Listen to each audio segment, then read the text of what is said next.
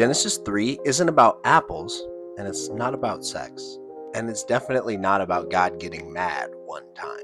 Genesis 3 is about trust, desire, and humans thinking they know better. Let's do this. So the story opens with the serpent. In Hebrew, that's Nachash. It doesn't say Satan, it doesn't say devil. It says Nachash, which means serpent. It can also mean deceiver or one who whispers. So the text already tells you what kind of conversation this was. And the first thing the serpent says, "Did God really?" It's not denial, it's distortion. Temptation almost never sounds ridiculous. In fact, sometimes it sounds reasonable. God says you can eat from any tree except for that one. Where the devil says, "God told you you can't eat from any trees?" That's exaggerating and gaslighting. Then comes the core promise. You will be like God, knowing good and evil.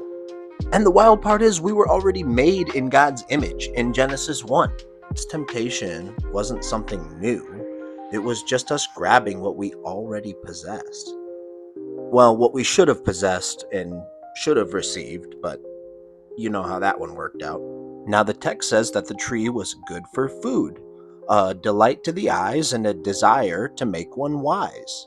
It's not Dr. Seuss, that's good old-fashioned Old Testament. Now in Hebrew, the word that's actually used is the word teshuka. And this desire in Hebrew is more about control. You're so passionate that you want something all to yourself. The next thing we see is that they eat, and then their eyes are opened. But this is not opened in enlightenment. First thing that they notice is that they were naked, or arum. Before this, it was naked, safe.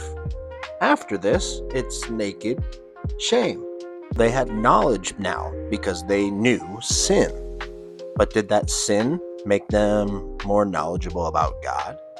I don't think that sin made them more knowledgeable about God, but I think it did make them more aware of themselves. And when God asks, "Where are you?" that's not because God doesn't know, it's because Adam doesn't. Adam answers back and says he was afraid, or yareh. And that's the first time that fear entered the earth. Definitely the first time it's mentioned in the Bible. Adam blames Eve, and indirectly God. Eve blames the serpent. Now, nobody apologized to God or said, "I messed up." Sin fractured the relationships immediately. And the punishments we see next are more like descriptions. Life is going to be hard now. You're going to work now. It's going to be painful. And notice something cool about that, because not only does God not kill them, but he also never abandons them. I think I may have said something yesterday about loneliness in a short. Bible kind of connects when you look at it. And after not abandoning them, he gives them clothes.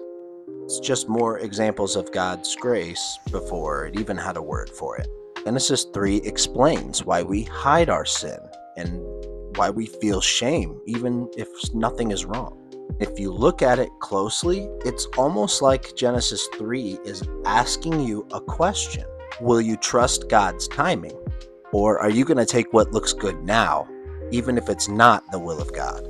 And in Genesis 4, we learn why God locks the garden and why that might actually be mercy. This is the Bible in 10 minutes or less. I'll see you next time.